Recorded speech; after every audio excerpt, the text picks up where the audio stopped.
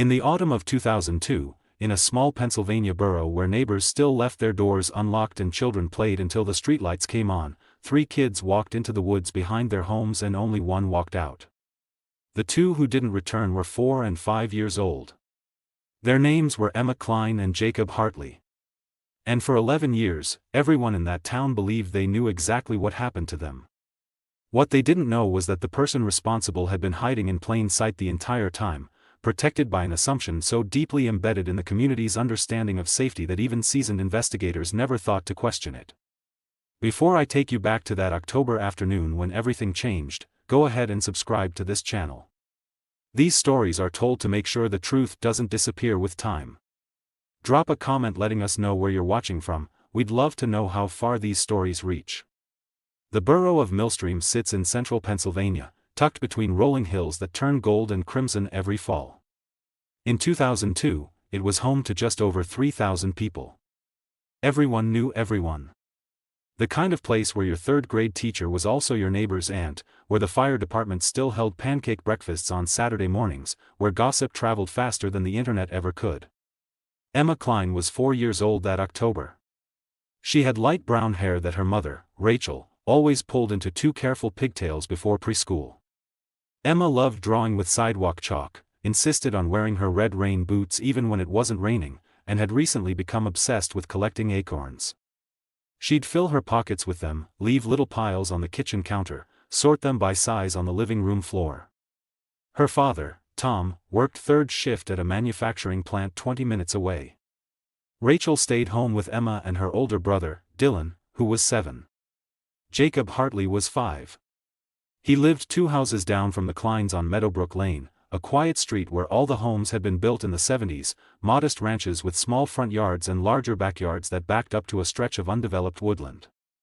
Jacob's mother, Lisa, was a dental hygienist. His father, Mark, sold insurance. Jacob had just started kindergarten that September. He was shy at school but loud at home, the kind of kid who narrated everything he did, who asked endless questions, who couldn't sit still during dinner. He and Emma had known each other their entire lives. Their mothers were close friends. They had playdates twice a week. Dylan Kline, Rachel and Tom's older son, was 7 years old and in 2nd grade. He was a quiet kid, responsible for his age, the type who teachers said was mature and helpful. Rachel trusted him. That mattered, in what came next. October 16, 2002, was a Wednesday. It was unseasonably warm, one of those strange fall days where the temperature climbs back into the mid-70s and feels like summer's last stand. School let out at 3:15. Rachel picked up Dylan and Emma from the elementary school at 3:30. Lisa Hartley picked up Jacob at the same time. By 4 o'clock, both families were home. The kids wanted to play outside. The weather was too nice to waste. Around 4:30, Dylan asked his mother if he could take Emma to play in the backyard. Rachel said yes. She was starting dinner, could see the backyard from the kitchen window. A few minutes later, Jacob came over. His mother had said he could play with Emma and Dylan for a little while before dinner. The 3 children went into the backyard together. Rachel glanced out the window periodically. She saw them running around, heard their voices. Everything seemed normal. At some point, Rachel would later say it was around 5 o'clock, maybe 5:15, she looked out the window and didn't see them. She stepped outside, called their names. No response.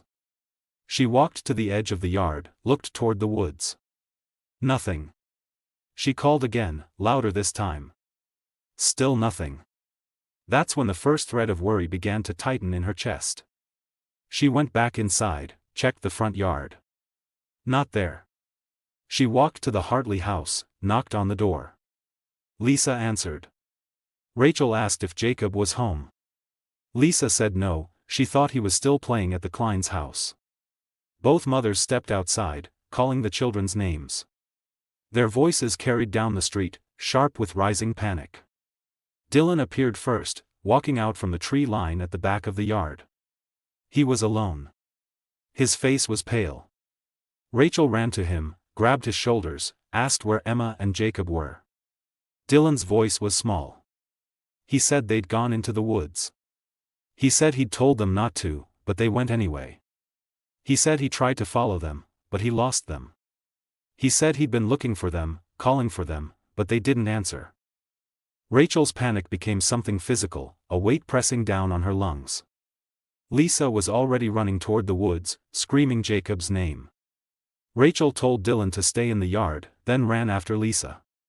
They crashed through the underbrush, voices hoarse, branches scratching their arms. Other neighbors heard the commotion, came outside, joined the search. Within 20 minutes, a dozen people were combing through the woods behind Meadowbrook Lane, shouting for Emma and Jacob. Someone called 911 at 5:43. The first police officer arrived at 6:02.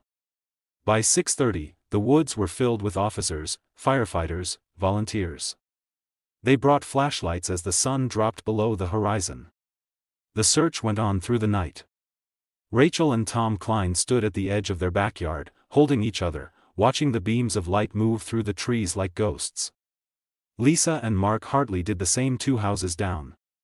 Dylan sat inside with a neighbor, wrapped in a blanket even though it wasn't cold, staring at nothing. Millstream had never seen anything like this. Children didn't just vanish. Not here. Not in a town where everyone knew everyone, where danger was something that happened in cities, in other places, to other people. The search continued through the next day. Volunteers came from surrounding towns. The state police brought in tracking dogs. A helicopter flew overhead, scanning the dense canopy. The woods behind Meadowbrook Lane covered roughly 60 acres, a mix of oak, maple, and pine, with thick underbrush and a few narrow trails worn down by decades of kids playing and adults walking dogs. There was a creek running through the eastern section, shallow but fast-moving. Searchers waded through it, looked under fallen logs, checked every hollow tree. By Thursday evening, more than 200 people were involved in the search. Local churches set up a command center in the Millstream Community Hall, serving coffee and sandwiches to volunteers. Rachel and Lisa stayed close to the search area, refusing to leave, unable to eat or sleep. Tom and Mark joined the search teams, desperate to do something, anything. On Friday morning, October 18th, 2 days after the children disappeared, a volunteer found Jacob Hartley's body. He was lying face down in a shallow drainage ditch about a quarter-mile into the woods, partially hidden by fallen leaves. He was still wearing his blue jacket and sneakers. There were no visible signs of trauma. To the searchers who gathered around, it looked like he'd simply fallen asleep. The scream that went up when they found him carried all the way back to the command center. Lisa Hartley collapsed when they told her. Mark had to be physically restrained from running into the woods. Police immediately cordoned off the area, treating it as a potential crime scene. An ambulance was called, though everyone knew it was too late. Less than an hour later, another searcher found Emma Kline. She was 30 yards from where Jacob had been found, lying on her side beneath a pine tree. She was still wearing her red rain boots. Like Jacob, there were no obvious injuries. She looked peaceful, almost like she was napping. Rachel Kline's wail was a sound no one in Millstream would ever forget. It was primal, inhuman, the sound of a mother's soul breaking apart. Tom held her as she crumpled, both of them sinking to the ground. Neighbors who had known the Klines for years stood helpless, tears streaming down their faces, unable to offer anything but silent presence. The woods were sealed off. The Pennsylvania State Police took over the investigation. Autopsies were scheduled. The entire town went into a kind of shocked paralysis. Flags were lowered to half-staff. The elementary school brought in counselors. Churches held prayer vigils. People stood in clusters on street corners, trying to make sense of something that had no sense to be made. The question everyone was asking was the same: what happened to Emma and Jacob? The initial assumption, the one that seemed most logical, was that the children had gotten lost in the woods, succumbed to exposure or perhaps drowned in the creek and been moved by the current. But the weather had been warm. The creek was shallow. And the children had been found relatively close to where they'd entered the woods, well within earshot of the search parties that had been calling their names for hours. The autopsies were completed over the weekend. The results were released to the families on Monday, October 21st. Cause of death for both children: asphyxiation. But not from drowning. The medical examiner found petechial hemorrhaging in their eyes, small burst blood vessels consistent with suffocation. There were faint bruises on their faces and necks, so subtle they'd been missed during the initial discovery. The toxicology reports came back clean. No drugs, no poisons. The conclusion was inescapable: Emma Kline and Jacob Hartley had been murdered. The news hit Millstream like a physical blow. This wasn't an accident. This wasn't a tragedy of children wandering too far and getting lost. Someone had killed them. Someone had taken two small children into the woods and smothered the life out of them. The investigation shifted immediately. Police began interviewing everyone who'd been in the area that Wednesday afternoon. They talked to neighbors, searched yards, looked for any sign of a stranger in the area. They examined the possibility of a predator, someone who'd been watching the children, waiting for an opportunity. Sex offender registries were cross-referenced. Known criminals in the region were questioned. But there was a problem. No one had seen anything unusual. No unfamiliar cars on Meadowbrook Lane. No strangers lurking near the elementary school. No reports of anyone acting suspiciously in the weeks leading up to the murders. The children had been playing in a familiar place, surrounded by homes, in the middle of the afternoon. How could someone have abducted and killed them without being seen? The answer, investigators began to realize, was that the killer probably wasn't a stranger at all. Attention turned to the families. Police conducted extensive interviews with Rachel and Tom Kline, with Lisa and Mark Hartley. They looked into the parents' backgrounds, their finances, their relationships. They asked hard questions. Had there been any signs of abuse? Any domestic problems? Any reason to think one of the parents might have harmed their own child? The families cooperated fully, submitted to polygraph tests, allowed police to search their homes. Nothing suspicious was found. Both couples were cleared. Their grief was real, their confusion genuine. They wanted answers as desperately as everyone else. Then investigators turned their focus to Dylan Kline. Dylan was 7 years old. He'd been the last person to see Emma and Jacob alive. He'd been in the woods with them. He'd come back alone. His story was that the younger children had run ahead, that he'd tried to follow but lost them, that he'd searched for them but couldn't find them. It was a simple story. But was it true? Child psychologists were brought in to interview Dylan. They used gentle techniques, asked open-ended questions, tried to determine if he was hiding something or if he'd been traumatized by what he'd witnessed. Dylan's answers remained consistent. He said Emma and Jacob had wanted to explore deeper into the woods.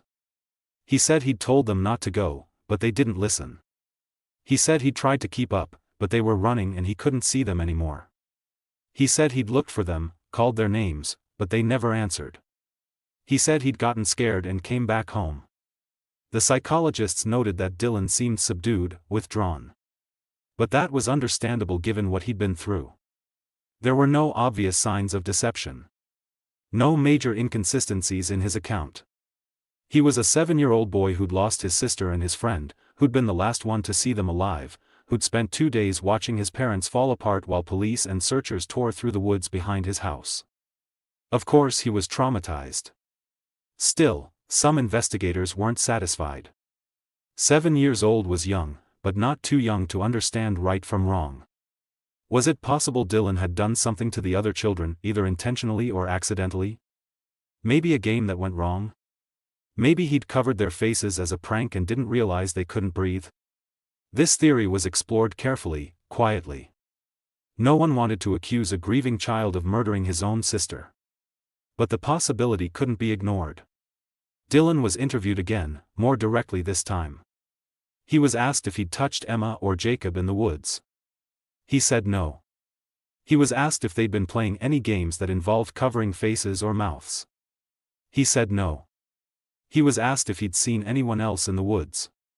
He said no. A child psychiatrist evaluated Dylan over several sessions. Her assessment was that he was telling the truth as he understood it.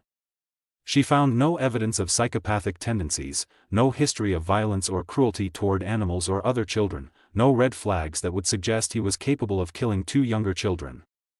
Her professional opinion was that Dylan was a victim of circumstance, a boy who would carry the weight of that day for the rest of his life, but not because he'd done anything wrong. The investigation stalled. There were no physical evidence, no witnesses, no clear suspect. The crime scene in the woods had been contaminated by searchers before it was secured. Any potential forensic evidence, footprints, fibers, DNA, had been compromised or destroyed. The killer, whoever they were, had left almost nothing behind. Weeks passed. Then months. The funerals were held, small caskets carried into churches filled with weeping mourners. Emma was buried in her favorite yellow dress. Jacob wore his kindergarten picture day shirt. The entire town attended. People who'd never met the children came to pay their respects, to bear witness to a loss that felt communal, a wound in the fabric of Millstream itself. Rachel Kline stopped leaving her house. Tom went back to work eventually, but he was a shell of who he'd been. Dylan returned to school after missing 3 weeks, but he'd changed. Teachers said he barely spoke anymore. Other children didn't know how to act around him. Some parents, in whispered conversations, wondered if he knew more than he was saying. Those whispers reached Dylan, found him in the hallways and on the playground. He heard what people thought of him. If you believe Emma and Jacob deserved someone to keep pushing for the truth, hit that subscribe button. These stories matter because they refuse to let time bury what happened. They matter because somewhere, right now, there's another family waiting for answers. And maybe, just maybe, telling these stories helps ensure those answers come a little faster. Lisa Hartley threw herself into advocacy work, joined organizations for families of murdered children, spoke at community safety events.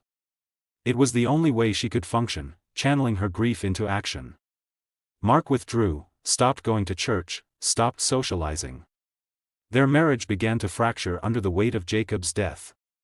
The Pennsylvania State Police kept the case open, but with no new leads, there wasn't much they could do. They followed up on tips that came in, but most were dead ends, rumors, speculation, well-meaning people who thought they'd seen something but hadn't.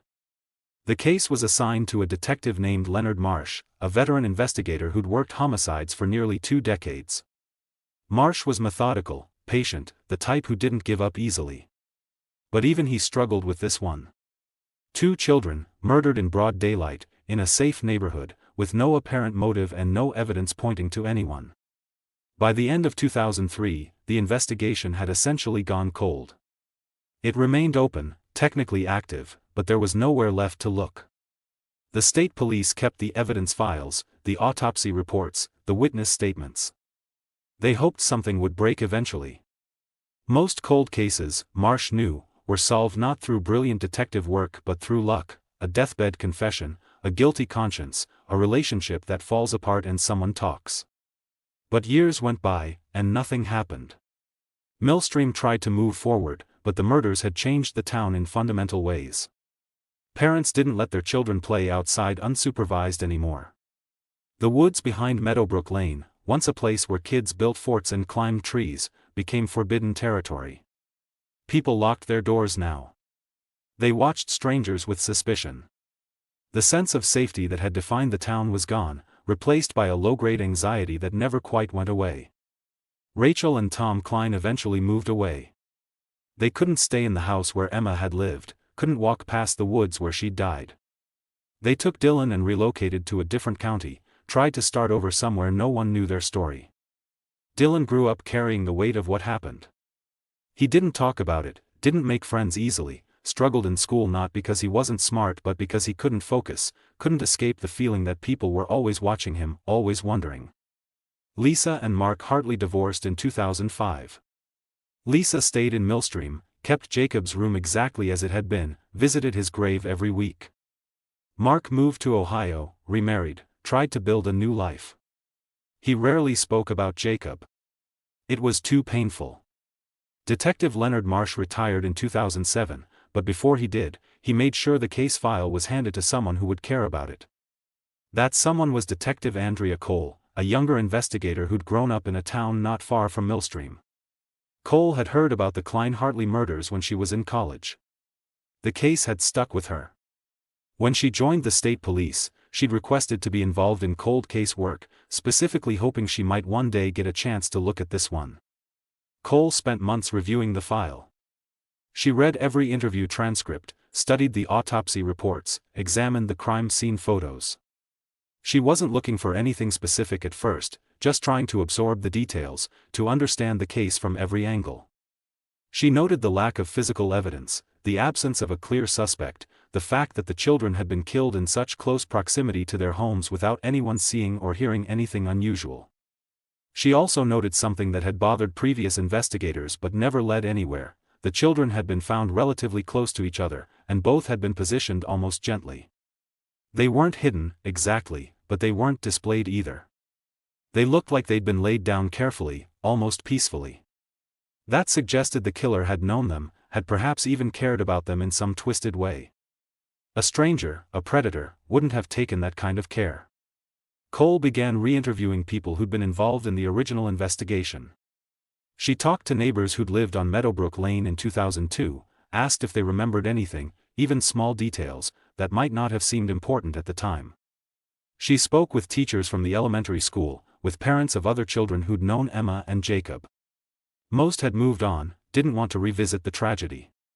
But some were willing to talk. One name kept coming up in these conversations, not as a suspect but as a presence: a woman named Beth Winters. Beth Winters had been 28 years old in 2002. She'd lived on Meadowbrook Lane, 3 houses down from the Klines, in a small rental house she shared with her boyfriend at the time. Beth was a teacher's aide at Millstream Elementary School. She'd worked in the kindergarten and first-grade classrooms, helping students with reading and math, supervising recess, assisting the regular teachers. She knew Emma and Jacob. She saw them every day at school. Beth had been interviewed during the original investigation, like everyone else who lived on the street.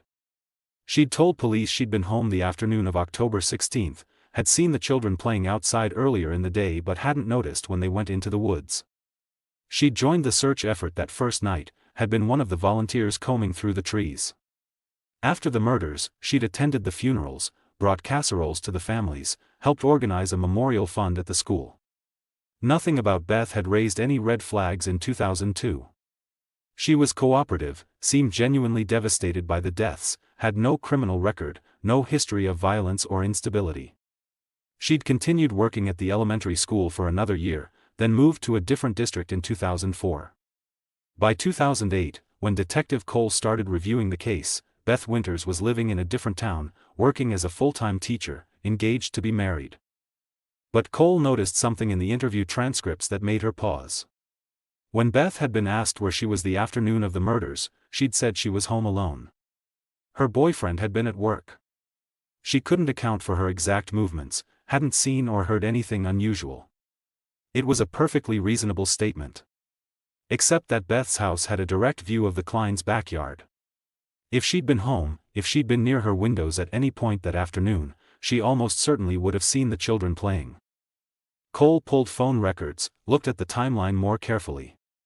Beth had made a call from her home phone at 4:17 that afternoon, a brief call to a friend that lasted less than 3 minutes. That placed her at home right around the time the children would have been going into the woods. If she'd been looking out her window, if she'd been in her living room or kitchen, she might have seen them. Cole decided to interview Beth again. It wasn't that she suspected her, not exactly. But Beth was someone who'd been in the right place at the right time, who knew the children, who might have seen something she hadn't realized was important. Cole drove to the town where Beth was living in early 2009. She called ahead, explained she was reviewing the 2002 case, asked if Beth would be willing to answer a few follow-up questions. Beth agreed. They met at a coffee shop on a gray afternoon in February. Beth Winters was now 35 years old, a composed woman with short blonde hair and a reserved demeanor. She taught 3rd grade at a local elementary school, was planning a wedding for that summer, seemed to have built a stable, ordinary life. She told Cole she hadn't thought about the Kline Hartley murders in years, that it had been one of the worst things she'd ever experienced, that she still couldn't believe something like that had happened in Millstream. Cole asked her to walk through that day again, step by step. Beth's account was largely the same as it had been in 2002. She'd been home, hadn't noticed anything unusual, had joined the search when she heard the commotion. Cole asked if she'd been looking out her windows that afternoon. Beth said she didn't specifically remember, but she might have been. Cole asked if she'd seen the children playing in the Kline's backyard. Beth hesitated, then said she thought she might have seen them earlier in the day, but she wasn't sure what time. Cole pressed a little harder, asked if Beth had seen the children go into the woods. Beth's expression shifted, just slightly. She said no, she hadn't seen that. Cole asked if she'd seen Dylan come back out of the woods alone. Beth said no, she didn't think so. The conversation continued for another 30 minutes. Beth was polite, cooperative, answered every question. But Cole couldn't shake the feeling that something was off. It wasn't anything Beth said, exactly. It was the way she said it. Too measured. Too careful. Like someone who'd rehearsed her answers a long time ago and was sticking to the script. Cole left the meeting unsure what to make of it. She didn't have any evidence that Beth had done anything wrong. But the feeling stayed with her. Over the next several months, Cole dug deeper into Beth's background. She talked to people who'd known her in 2002, co-workers at the elementary school, neighbors from Meadowbrook Lane. Most described Beth as quiet, competent, someone who kept to herself but was good with kids. A few mentioned that Beth had seemed unusually affected by the murders, that she'd cried at the funerals, that she'd taken time off work afterward. One former co-worker, a teacher named Janet Ruiz, told Cole something that made her pause. Janet said that a few weeks after the murders, she'd been talking with Beth in the teacher's lounge. They'd been discussing how terrible it was, how scared parents were, how the town would never be the same. And Beth had said something strange. She'd said, "At least they didn't suffer for long." Janet hadn't thought much of it at the time. She'd assumed Beth meant that the children's deaths had been relatively quick, a small mercy in a senseless tragedy. But now, years later, telling this to a detective, Janet wondered how Beth would have known that. The autopsy results hadn't been made public. The families hadn't shared those details. How would a teacher's aide from the elementary school know how long the children had suffered? Cole felt the first real jolt of suspicion. It wasn't proof of anything. Beth could have heard that information through the rumor mill, could have made an assumption, could have been speaking generally. But it was a thread, and Cole pulled on it. She requested Beth's phone records from October 2002. They showed the call at 4:17, the one Beth had mentioned. But there was another call, one Beth hadn't mentioned. At 6:09 that evening, after the children had been reported missing but before their bodies were found, Beth had received a call from a number registered to the elementary school. The call had lasted 11 minutes.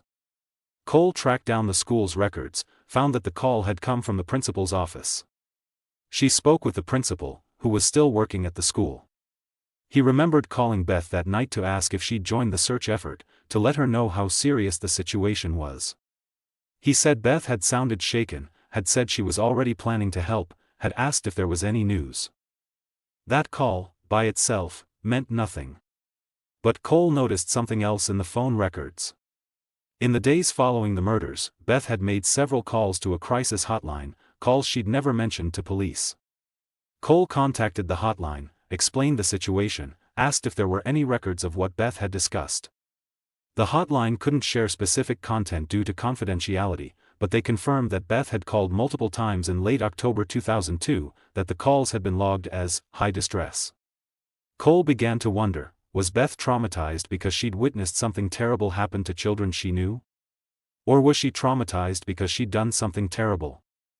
By late 2009, Cole had compiled enough questions to justify another conversation with Beth.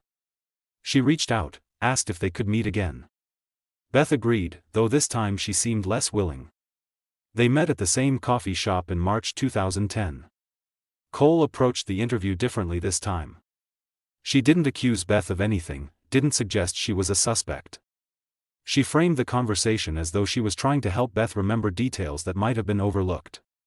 She asked about Beth's state of mind in 2002, about her relationship with the children, about what she'd seen and heard that day. Beth's answers were guarded.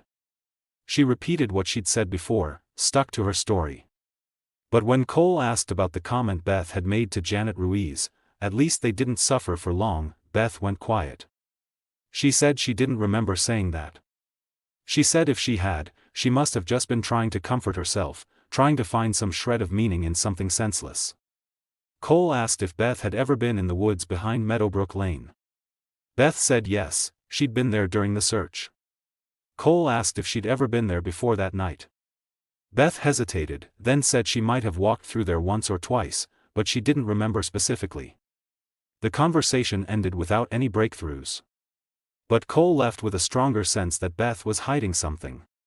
She couldn't prove it, couldn't even articulate exactly what it was. But her instincts, honed over years of interviewing suspects and witnesses, told her that Beth Winters knew more than she was saying. Cole spent the next year trying to find leverage, some piece of evidence or testimony that would force Beth to tell the truth. She re-interviewed Dylan Kline, now a teenager living with his parents in another county. Dylan's memory of that day was fragmented, traumatic. He remembered going into the woods, remembered losing sight of Emma and Jacob, remembered being scared. But when Cole asked if he'd seen anyone else in the woods, Dylan paused. He said he wasn't sure. He said maybe, but he couldn't remember clearly. He'd been 7 years old, terrified, trying to find his sister. His mind had been focused on that, not on his surroundings. Cole asked if he'd ever seen Beth Winters in the woods before that day. Dylan said he didn't think so, but he wasn't sure. He said Beth had been at their house sometimes, had talked to his mom, had been at the school. He didn't remember anything unusual about her. Cole tried a different approach. She looked into Beth's personal life more closely. She discovered that Beth's boyfriend in 2002, the man she'd been living with on Meadowbrook Lane, had left her abruptly in early 2003. Cole tracked him down, a man named Ryan Foster who now lived in North Carolina. She called him, explained the situation, asked if he'd be willing to talk. Ryan was reluctant at first, said he hadn't thought about that time in years, didn't want to dredge up old memories. But eventually, he agreed to a phone interview. He told Cole that his relationship with Beth had been strained in 2002. They'd been arguing a lot, mostly about whether to get married, whether to have kids. Beth had wanted children, had talked about it constantly. Ryan hadn't been ready. The tension had been building for months before the murders. After the murders, Ryan said, Beth had become obsessed with the case. She'd cried for days, had barely eaten, had attended every vigil and memorial service. At first, Ryan thought it was just grief, empathy for the families. But as time went on, Beth's behavior had become more erratic. She'd started having nightmares, would wake up screaming. She'd become paranoid, convinced that the killer was someone in the neighborhood, someone they knew. She'd insisted they move away from Meadowbrook Lane, had refused to stay in the house anymore. They'd moved to a different town in early 2003. But the relationship hadn't survived. Ryan said Beth had become distant, cold. She'd stopped talking to him about anything meaningful. By the summer, they'd broken up. Ryan had left Pennsylvania entirely, hadn't spoken to Beth since. Cole asked if Beth had ever said anything specific about the murders, anything that had seemed strange or out of place. Ryan thought for a long time, then said there was one thing. A few weeks after the funerals, they'd been watching the news, and there'd been a segment about the case, about how police still had no leads. Beth had been crying, and Ryan had tried to comfort her. He'd said something like, "They'll find who did this eventually." And Beth had said, very quietly, "What if they already did?" Ryan had asked what she meant. Beth had said she was talking about Dylan, the older brother. She'd said everyone suspected him, even if no one wanted to say it out loud. Ryan had told her that was ridiculous, that Dylan was just a kid. Beth hadn't responded, had just stared at the television. That conversation had stuck with Ryan, though he hadn't known what to make of it at the time. Now, talking to Detective Cole, he wondered if Beth had been trying to deflect suspicion, to plant the idea that someone else was responsible. Cole felt the case shifting. She still didn't have hard evidence, but the pattern was becoming clearer. Beth Winters had been in the right place at the right time. She'd known the victims. She'd exhibited strange behavior after the murders. She'd made comments that suggested knowledge she shouldn't have had. And she'd tried to point suspicion toward a 7-year-old boy. In early 2011, Cole requested a warrant to search Beth's current residence and to seize her personal belongings from 2002, if any still existed. The warrant was granted based on the accumulation of circumstantial evidence and inconsistencies in Beth's statements. Police executed the search in April 2011. They found very little. Beth had moved multiple times since 2002, had gotten rid of most of her old belongings. There were no physical items linking her to the crime, no clothing or shoes that might contain trace evidence. But they did find something interesting, a journal. Beth had kept a journal in 2002. Most of the entries were mundane, complaints about work, thoughts about her relationship with Ryan, plans for the future. But there were several entries from October of that year that caught Cole's attention. On October 10, 6 days before the murders, Beth had written, "Saw E and J playing outside today. They're so innocent, so unaware of how fragile everything is. Sometimes I think about what it would be like to protect them from all the terrible things in the world. To make sure nothing bad ever touches them." On October 14, 2 days before the murders, she'd written, "Ryan and I fought again. He doesn't want kids.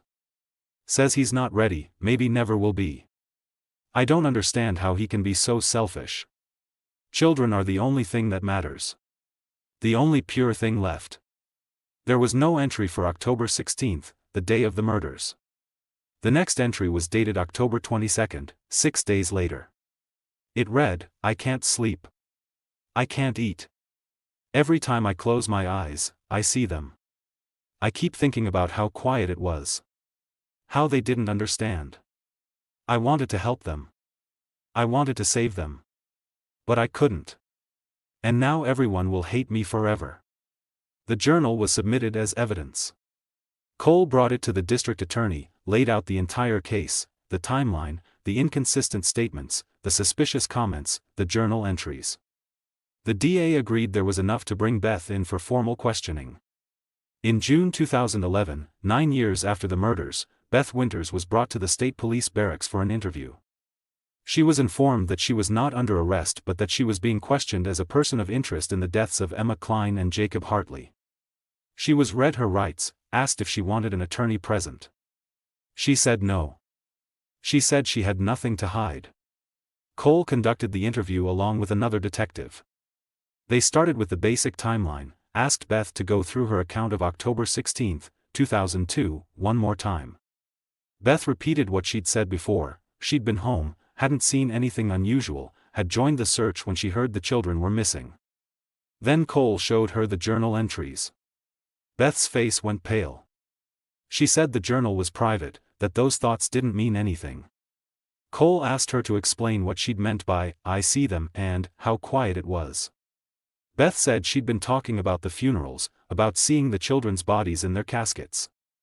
But the entry was dated October 22. The funerals hadn't happened until late October. And the children's bodies had been found in the woods, not in caskets. Cole pointed this out calmly. Beth started to cry. She said she was confused, that she didn't remember exactly when she'd written that entry, that grief had made everything blurry. Cole waited. Let the silence stretch. One of the most effective tools in interrogation isn't pressure, it's patience. Finally, Beth spoke again. She said she'd seen Emma and Jacob in the woods that day. She said she'd been taking a walk, had gone into the woods through a different trail, and had encountered the children. She said they'd seemed fine, had been playing. She said she'd told them to be careful, to stay close to home, and then she'd left. She said she hadn't mentioned this to police because she hadn't thought it mattered, because she'd seen them alive and well. Cole asked what time this had been. Beth said she thought around 5 o'clock, maybe a little after. Cole asked why Beth had been in the woods at all. Beth hesitated, then said she'd needed to clear her head after another argument with Ryan. Cole asked if Beth had seen Dylan in the woods. Beth said no. Cole asked if she'd seen anyone else. Beth said no. Cole asked how long she'd been with Emma and Jacob. Beth said just a few minutes. The story didn't add up, and Cole knew it. If Beth had seen the children alive and well at 5 o'clock, they would have still had time to get home before Rachel Kline started looking for them. If Beth had told them to stay close to home, why had they gone deeper into the woods? And most importantly, why hadn't Beth mentioned this crucial piece of information in 9 years of investigation? Cole pushed harder. She asked Beth to describe exactly where in the woods she'd seen the children. Beth gave a vague description, said she couldn't remember precisely. Cole asked what the children had been doing when she saw them. Beth said they were looking at something on the ground, maybe acorns or rocks. Cole asked what they'd said to her. Beth said they'd said hello, that was all. Then Cole asked the question that changed everything, Beth, did you touch them? Beth went very still. Her crying stopped. She looked at Cole with an expression that was hard to read, fear, resignation, something else. She said, "What do you mean?" Cole repeated the question. "Did you put your hands on Emma or Jacob that day?" Beth didn't answer. She looked down at her hands, folded on the table in front of her. The silence lasted nearly a minute. Then, very quietly, she said, "I need a lawyer." The interview ended.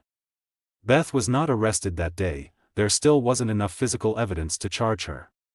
But Cole knew they were close. Beth's story had changed, had cracked. She'd admitted being in the woods with the children, something she'd denied for 9 years. And her reaction to that final question, "Did you touch them?" had been telling. Over the next several months, the investigation intensified. The district attorney's office worked with Cole to build a case based on circumstantial evidence. They assembled a timeline showing that Beth had opportunity and proximity. They compiled her inconsistent statements across multiple interviews. They brought in experts to analyze the journal entries, to explain how the language suggested guilt and concealment rather than normal grief. They also re-examined Dylan Kline's original statements with child psychology experts.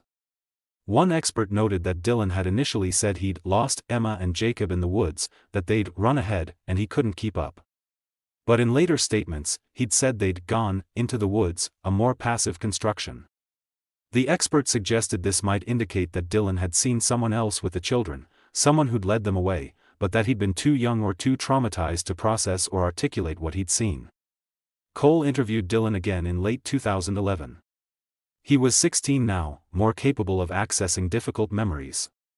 She asked him to try to visualize that day, to walk through it step by step. Dylan closed his eyes, was quiet for a long time. Then he said something he'd never said before. He said he remembered seeing someone in the woods. Not clearly, just a figure, a shape moving between the trees.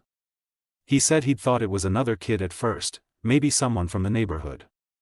But now, thinking back, he wasn't sure. It might have been an adult. Cole asked if he could describe the person. Dylan said he couldn't, not really. He just remembered a sense of movement, of someone being there. He said he'd been focused on trying to catch up to Emma and Jacob, and when he'd looked again, the figure was gone. Cole showed Dylan a photo of Beth Winters from 2002. Dylan stared at it for a long time. He said he didn't know. He said maybe. He said he was sorry, but he couldn't be sure. It wasn't a positive identification. But it was something. Combined with everything else, it was enough for the district attorney to move forward. In March 2013, 11 years after the murders, Beth Winters was arrested and charged with 2 counts of third-degree murder. The arrest shocked everyone who knew her. By this time, Beth was married, had a different last name, had been teaching elementary school for over a decade. Colleagues described her as dedicated, caring, wonderful with children. No one could believe she was capable of what she'd been accused of. But the people of Millstream, those who remembered Emma Kline and Jacob Hartley, who'd lived through the horror of that October, who'd spent 11 years wondering who had killed those children, they weren't shocked. They were relieved. Finally, someone was being held accountable. The case went to trial in the fall of 2013. The prosecution laid out their theory, that Beth Winters, struggling with her own desire for children and her failing relationship, had encountered Emma and Jacob in the woods on October 16, 2002. They theorized that Beth, in a moment of psychological breakdown, had believed she was saving the children from the cruelty of the world, that in her disturbed state, she'd convinced herself that death was a form of protection. They presented the journal entries as evidence of her deteriorating mental state and her fixation on the children. They detailed her inconsistent statements, her knowledge of details she shouldn't have known, her attempts to deflect suspicion onto Dylan. The defense argued that the prosecution's case was entirely circumstantial. There was no physical evidence linking Beth to the crime scene. No DNA, no fingerprints, no witnesses who'd seen her kill the children. The journal entries were the private thoughts of a grieving woman, not a confession. The inconsistencies in her statements were the result of trauma and the passage of time, not guilt. Beth's lawyer argued that the state was prosecuting his client because they were desperate to close a case they'd failed to solve for over a decade, and Beth was a convenient target. Beth did not testify in her own defense. Her lawyer advised against it, knowing that the prosecution would tear apart her changed stories on cross-examination. The trial lasted 3 weeks. Rachel Kline testified, had to be helped from the stand after breaking down describing Emma's last morning.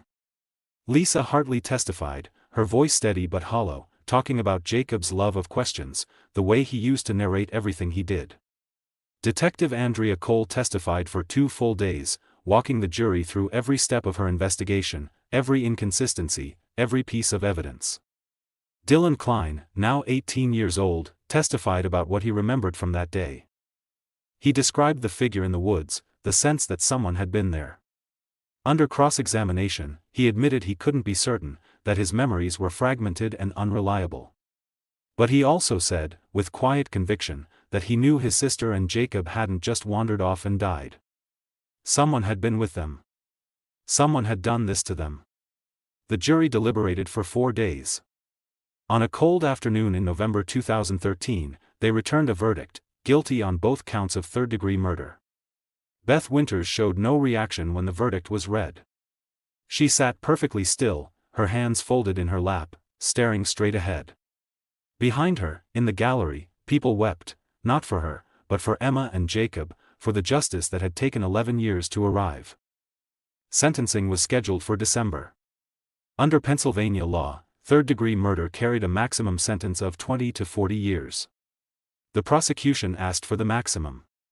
The defense asked for leniency, arguing that Beth had no prior criminal record, that she'd lived an otherwise exemplary life, that whatever had happened in those woods had been an aberration, a moment of mental illness. The judge heard impact statements from both families. Rachel Kline spoke about the 11 years she'd spent not knowing who had taken her daughter, the torment of wondering if the killer was someone she'd passed on the street, someone she'd trusted. She talked about Dylan, about the suspicion he'd lived under, the childhood he'd lost. She looked directly at Beth and said, "You didn't just kill Emma. You killed our family's sense of safety, our trust in the world, our ability to ever feel whole again." Lisa Hartley spoke about Jacob's 5th birthday, which he'd never gotten to celebrate. She talked about the years of advocacy work she'd done, the other families she'd met who'd lost children to violence, and how she'd always believed that Emma and Jacob's killer would never be found. She said, "I'm grateful we know now. I'm grateful someone is being held responsible. But it doesn't bring him back. Nothing will ever bring him back." The judge sentenced Beth Winters to 35 to 70 years in prison. She would be eligible for parole in 35 years, by which time she would be in her late 70s. It was, effectively, a life sentence. As Beth was led from the courtroom in handcuffs, there was no outburst, no final statement. She walked with her head down, silent. The woman who had once been a teacher's aide, who had worked with children, who had stood in a courtroom full of people whose lives she'd destroyed, had nothing to say. In the months following the conviction, more details emerged. A psychological evaluation of Beth, conducted after her arrest, revealed a history of depression and obsessive thinking that she'd hidden from everyone around her. She'd been in therapy briefly in her early 20s but had stopped going.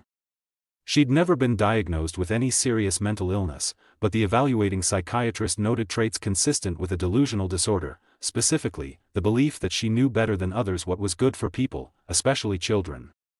Ryan Foster, Beth's ex-boyfriend, gave an interview to a local newspaper after the trial. He said he'd spent years feeling guilty, wondering if he'd missed signs, if he could have prevented what happened.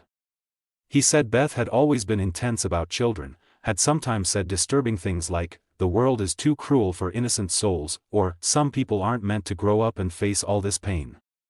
At the time, Ryan had dismissed these comments as morbid philosophy, not realizing they might reflect something darker.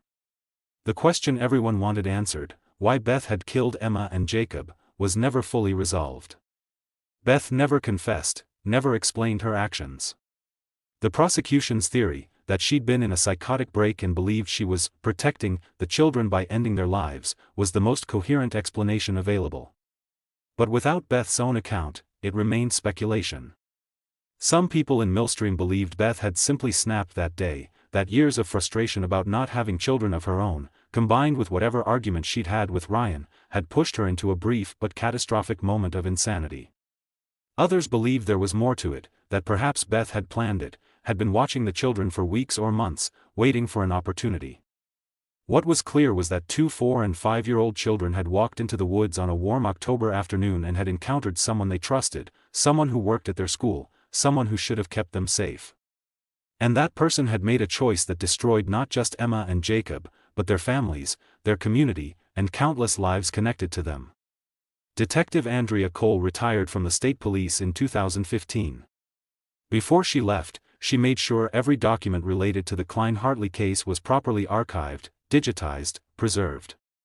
She'd spent 6 years of her career on this case, and she wanted to ensure that the full story would be available to anyone who needed to understand what had happened, how it had been solved, and what it had cost. In an interview years later, Cole was asked what she thought about when she looked back on the case. She said she thought about all the time that had been lost, the 11 years when Beth Winters had been free, teaching other children, living her life while Emma and Jacob's families suffered. She said she thought about the fragility of truth, how close they'd come to never solving it at all. And she said she thought about Dylan Kline, who'd carried an invisible burden for over a decade, who'd been suspected and whispered about, who'd lost not just his sister but his innocence that day in the woods. Dylan Kline, now in his 20s, has never spoken publicly about the case. Those who know him say he's quiet, private, still struggling with what happened. But he's also resilient. He finished high school, went to college, built a life for himself. He doesn't live in Pennsylvania anymore. He doesn't talk about Millstream, or about Emma, except with the people closest to him. Rachel and Tom Kline are still together, still living in the county where they moved after Emma's death. They attended every day of Beth Winters' trial. They returned to Millstream once a year, on October 16, to visit Emma's grave. The community has erected a small memorial in a park near the elementary school, a bench with a plaque bearing Emma's and Jacob's names, surrounded by flowers that volunteers maintain year-round. Lisa Hartley still lives in Millstream, still keeps Jacob's room as it was. She's become a voice for families of murdered children, speaks at conferences and training sessions for law enforcement about the importance of never giving up on cold cases. She's often asked if the conviction brought her closure. She always says the same thing: there's no such thing as closure when you lose a child. But there's justice. And justice matters. The case of Emma Kline and Jacob Hartley, a case that went cold for 11 years, that relied not on DNA or forensic breakthroughs but on one detective's refusal to accept what everyone else had accepted, on the slow accumulation of inconsistencies, on a journal entry that revealed more than its writer intended, stands as a reminder that truth doesn't always emerge quickly or easily. It took 11 years to find the person responsible. 11 years during which families grieved without answers, a community lived in fear, and a killer moved freely among the very people she'd harmed. But the truth did emerge. Justice, delayed and imperfect as it was, did arrive. What happened in those woods on October 16, 2002, can never be undone. Emma and Jacob can't be brought back.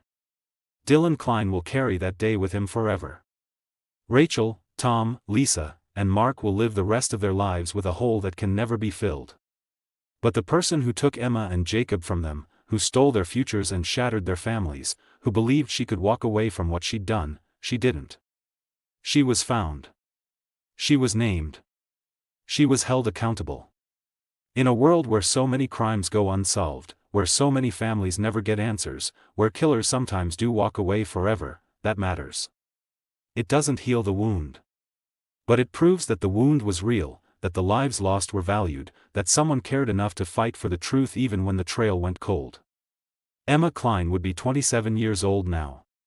Jacob Hartley would be 28. They'd be adults with lives and dreams and futures.